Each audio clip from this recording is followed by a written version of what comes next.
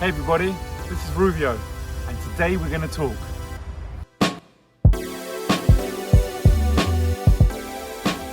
Today we're going to talk about music. Welcome everybody, it's your boy Rouvio, and this here is my man Kweku.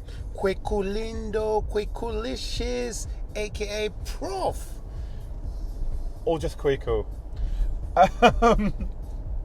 Does listening to music directly influence dancing to music? I would like to answer this one, first of all. I think it really does. I think there's two types of music.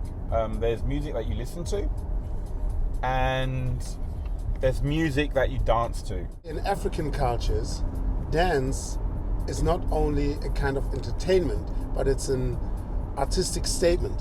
So you dance at funerals, you dance at weddings, you dance to celebrate victories. So basically it's a kind of code.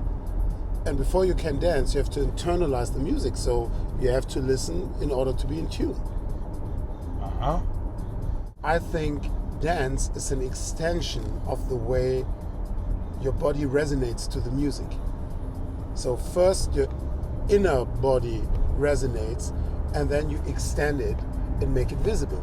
The music resonating in you is the feeling, is the endorphins which are being released. It's the I don't know, the movement in your bum when you're hearing a tune, when you know it's fighting in me. It's the alien analogy.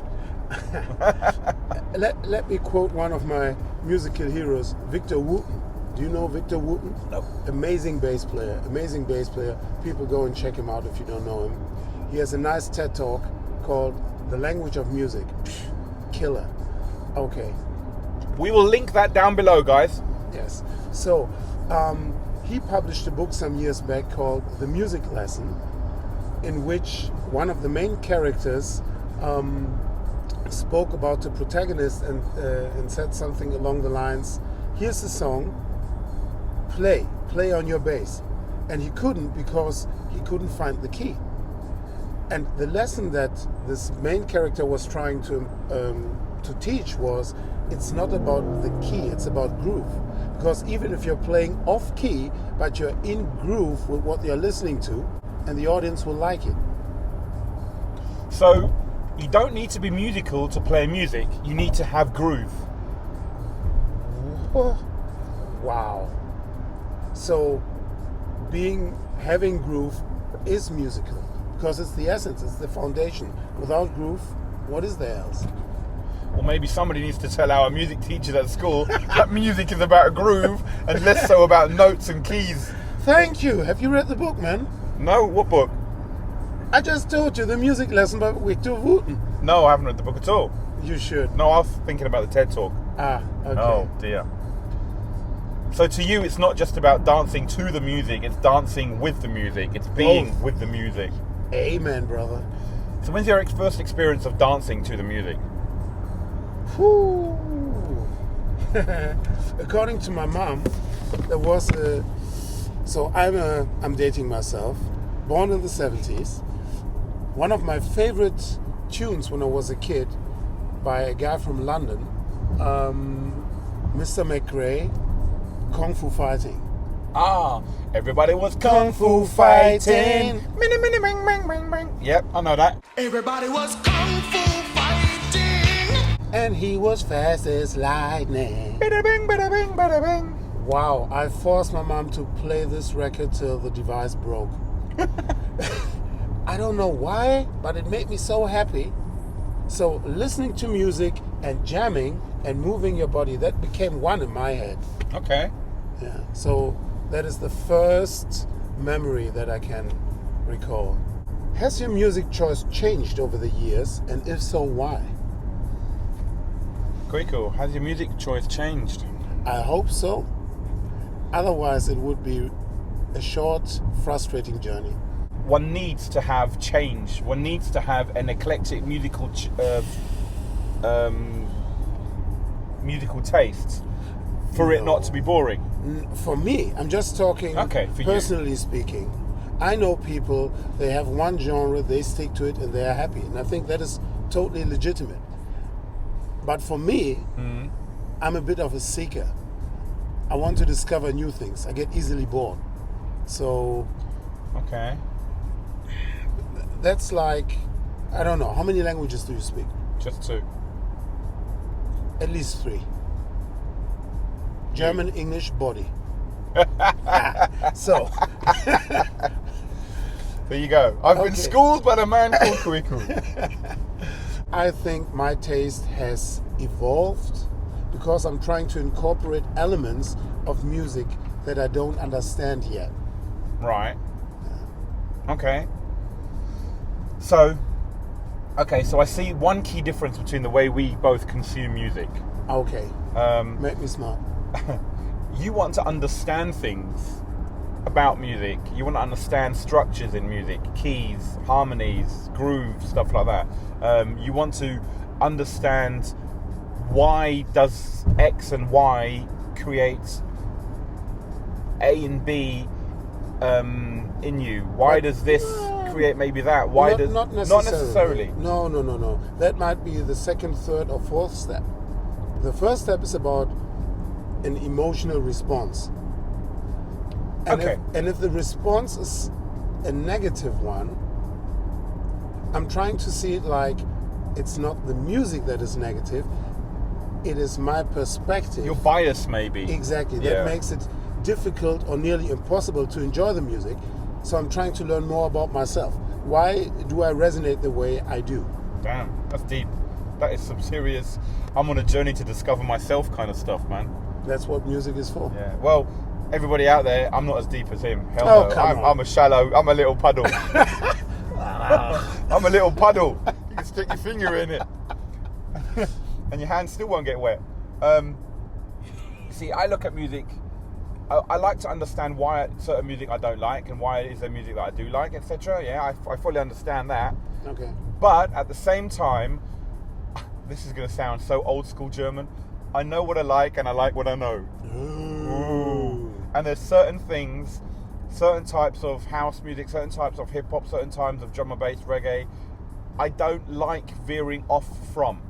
I do, and I have to, because they're included in DJ sets, they're included around the world, and I might like them eventually, or at least certain parts of them, but I've noticed through all the new music I've listened to over the last few years, I always go back to the 90s, yeah? Okay. My life, my musical highlight was that period of time when I was about 16 to when I was about mid-20s, late 20s. So I would say the 90s to late 90s. Your formative years. Yeah, these are the years which formed me. These are the years which have influenced me highly. These They are the laid years. the foundation. Exactly, they are my foundation. Yeah. So how important, Kweku, is music to your life? Whew. Man, I don't even know where to start.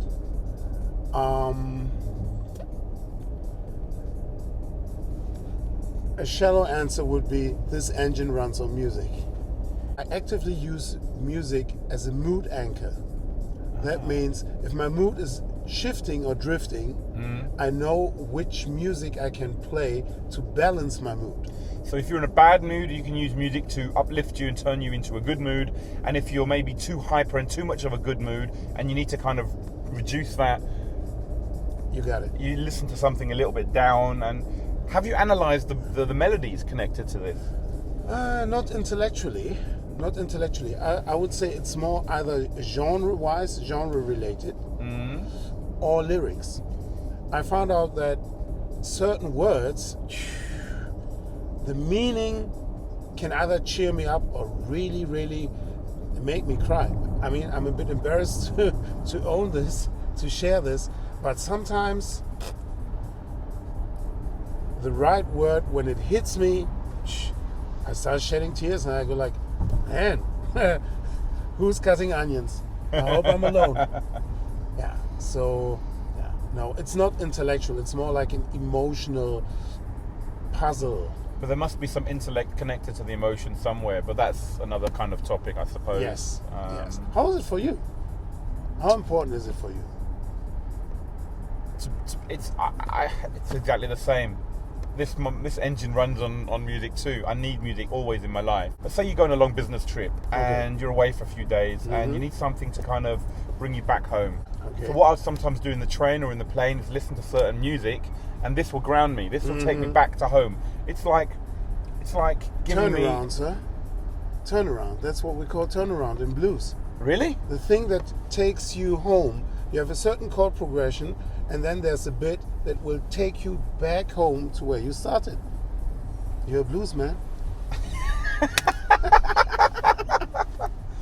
There you go, I've learned something new. Taking me home. Turnarounds. Okay. So yeah, I use lots of turnarounds in my life. And the other part, I use music as kind of meditation. A lot of people meditate, especially with a stressful job. Me, I don't. I listen to music either actively loud or inactively. Same here, but I play music.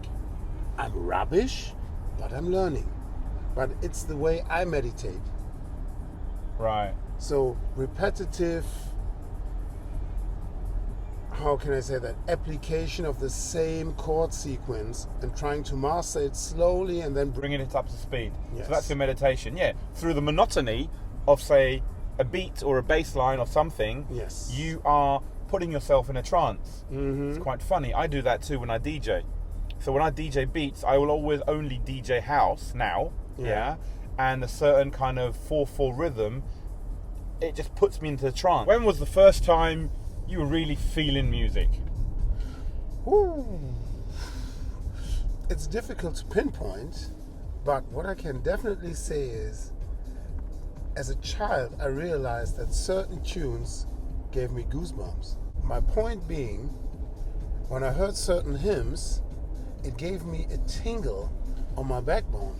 The harmonies that the organ played and the acoustics and the atmosphere. It's a bit dark, you know, this light, dark play inside the church. I felt like, oof, without music, it wouldn't have been half as magical. I can fully relate to that because I went to a Catholic school too, and even though I didn't like the whole religious thing, what I loved the most was going to church, not for praying, but to listen to the organ grinder.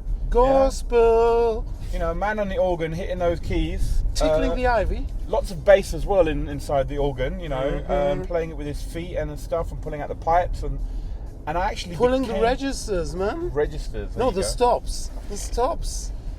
And I actually joined the choir because I realised... Oh, choir boys are the worst. Because I realised that the musical element said something to me. Now, one could philosophise, maybe that was God. But we're not going to go to that level today. We're going to talk about... That's for a different conversation. Yeah, that's different shit. What would we do without music? Can you actually imagine a life without music, Kweku? Oh, Lord, that would be so poor. If you want to torture me, take music away. So if I asked the question, would you rather be blind or deaf? Ooh, that blind, would be easiest. Man. Blind. I want to be like Stevie. A blind musician. A blind god of a musician. Woo!